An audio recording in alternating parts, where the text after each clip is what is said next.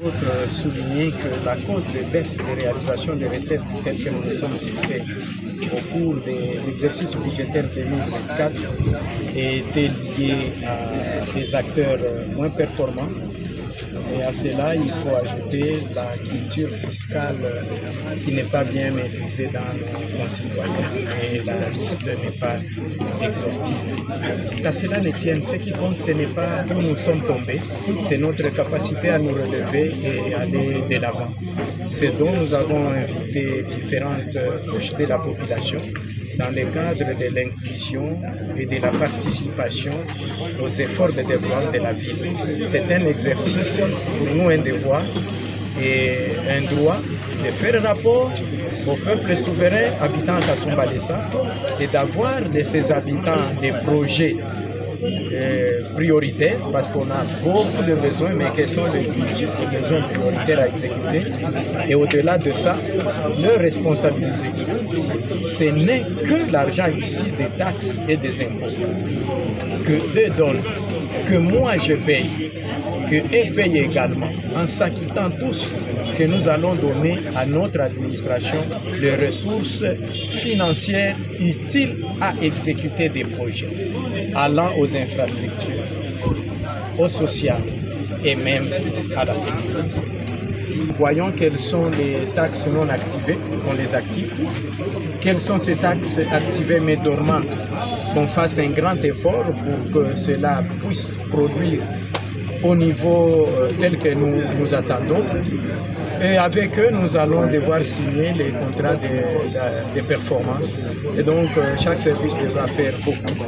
Et les plus grands, c'est qu'avec les associations et la société civile, nous nous lancions ensemble avec vous de la presse dans une forte sensibilisation.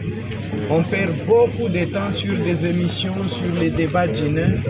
On doit une personne, on doit les autorités, mais on parle moins de nos obligations. Je pense qu'il est temps qu'on cherche des obligations afin maintenant d'avoir ces autorités dirigeantes et d'évaluer. C'est que nous ayons la maîtrise des statistiques ou bien la cartographie. Ce qui sera fait, c'est qu'au-delà de la sensibilisation, c'est que nous puissions avoir les moyens de perception innovants. Il faut que la technologie, la digitalisation entre dans notre système de perception. Et au-delà de ça, c'est l'appropriation par les redevables. S'il s'est décidé de nous accompagner, ce peuple souverain, vous verrez qu'on va avoir autant de milliards et avec eux, nous allons réaliser au-delà de ce que nous allons peut-être promouvoir. Et aussi, j'ai annoncé la hausse des taux de la taxation sur la taxe de péage urbain sur les routes et ponts, afin de le rendre similaire à ce qui est payé à Mokambo et Sakanya, parce que nous percevons 4 fois moins que ceux de Sakanya. Là où nous sommes, je ne sais pas comment on calcule, là où nous percevons $10, à Mokambo et Sakanya, on perçoit 40, c'est 40. Comment on fait des mathématiques? Moi, ça m'échatouille. Et donc, ils sont très très hauts. C'est 400% de plus que ce que nous faisons ici. Donc, vous avez associé.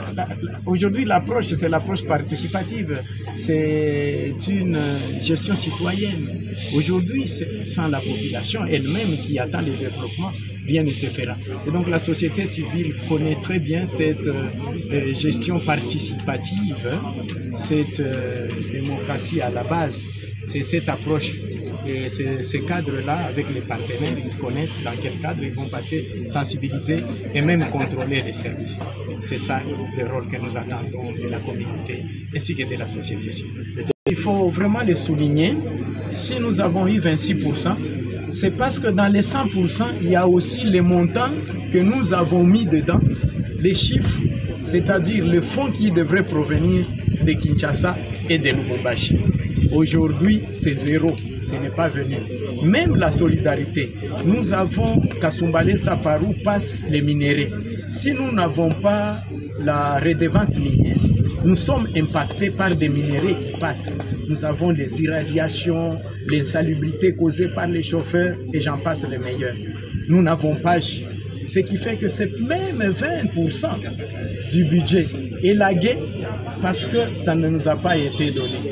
Alors, ce que ça nous inspire, c'est que nous ne perdons pas espoir, qu'il y ait la paix à l'Est, qu'il y ait l'unité du pays, parce que c'est primordial pour le président de la République. Nous ne pouvons pas nous exiger des millions à nous donner, alors qu'il y a des millions de Congolais qui meurent et qui n'ont pas d'abri. Solidarité nationale oblige que les chefs de l'État finissent cette guerre, mais que nous nous concentrons ici avec le peu que nous avons. Ce n'est pas les chiffres, ce n'est pas les moyens colossaux, mais c'est la volonté d'exécuter, j'imagine, qui compte. Voilà la petite lecture que je peux faire. Merci beaucoup, monsieur.